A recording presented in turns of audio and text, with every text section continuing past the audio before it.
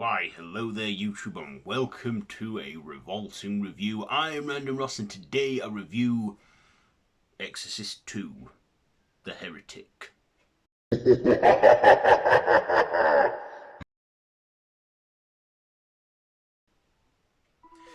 So, this is written by William Goodhart and directed by John Boorman, based on the characters by William Peter Blatty, starring Linda Blair, Richard Burton, Louise Fletcher, Max von Sydow, and Kitty Winn, Paul Henrold, and James Earl Jones. So this is the supernatural sequel to the 1973 film The Exorcist, where Regan is now 16 years old and she's getting on in life, has frequent visits to a mental health facility, and of course there is Father Marin, who believes that there is still evil within Regan and that Pazuzu, the demon, is still there. And he embarks on this journey to find this man called Kokomo, who was possessed by Pazuzu as well. And then many years later, grown up and played by James Earl Jones, he explains that locusts get their wings brushed and go into one mind, but there's a female one that's immune to it. And he believes he has also been brushed by the wings of Pazuzu and must take Regan home to face this evil once again and stop it. So that's the main plot there. So what did I like about this one? Well, there was a lot of stuff to really like about this. I mean, I like that they got Linda Blair back as Regan. I feel she was a lot more matured and a lot more of an interesting role, and she looked quite beautiful as well back then. Well, still does now for her age at 64. I also like Richard Burton as Father Lamont. He was an interesting character too. And we also got Max von Sydow. Am I pronouncing that right? As, Father Marin. The Exorcist from the first movie. Marin, not Ferrin. From the first movie in flashbacks only, because we all know that he died in the first film in flashbacks and like ghostly hypnotic trips. We also see a lot of hypnosis in this, a lot of delving into the mind and that, believing that could possession be real or could it all be in the mind, mental health. I thought this had a nice score as well, and I forgot to mention the score from the previous film from Mike Oldfield, that do do do do do do do do do do do. And then we also had a nice score in this one. I don't think it was done by Mike Oldfield, but no, it wasn't. But it had a nice score to it as well.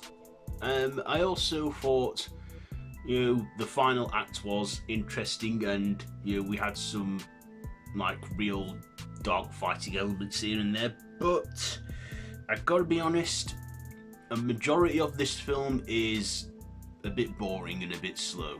I will say that. I don't think it's as good as the first film, and like I said, I'm going to revisit all the Exorcist films and review them in the build-up to The Exorcist Believer. Even though none of these sequels are going to matter because they're going to be completely ignored and only keeping it a sequel to the 1973 original. But I thought, I want to go over them again and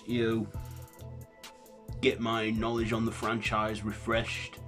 But I will say this: I'd never seen the second movie until now for this review.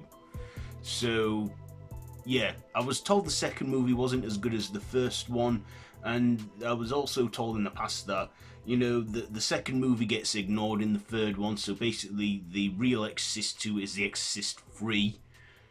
The Exorcist 3 I have seen. The Exorcist 2, I've think I saw it once a long time ago, but yeah, I could not remember it all, and I don't think I really watched it properly either.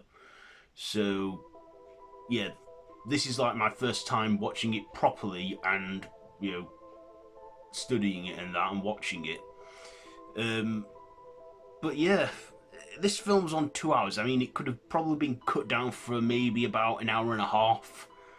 Yeah, they could have easily cut half an hour out of it, because this film, it did drag for a bit. I mean, it had some good scenery, some good locations, some interesting characters, and a good premise, but yeah, like I say, I did find the middle act quite boring, and I'm just giving you my honest opinion here, my honest thoughts on it. And yeah, but I'd say that, you know, Richard Burton and Linda Blair and some of our other supporting cast members did make this film a bit watchable and a bit more bearable. But like I say, it was a bit slow in between, and we had, like, you know, this was also the first time that Pazuzu's name was mentioned, you know, because his name wasn't mentioned in the first movie. So I really hope when David Gordon Green gives us his direct sequel, the demon will still be called Pazuzu. It's gotta be. I mean, you know, because with, like he did with Halloween, with, you know, Michael and Laurie not being brother and sister in that timeline, or not being referred to as siblings in the first movie, he chose to ignore that. But that worked, because the characters kept their same names. But yeah, that's what I'm now thinking. Are we still gonna have Pazuzu there? Or will it be a different demon entirely? I don't know. We'll have to see when it comes out. But back to The Exorcist II, The Heretic. I thought this had good cinematography and that, and a good score, but a good opening act as well, and a good final act, but the middle portion just, yeah.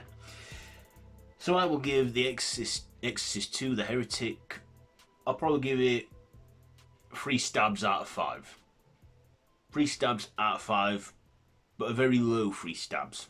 So there you go, there's my review for this one. Not as funny as the first one, not as blasphemous or sweary as the others either, as the first one.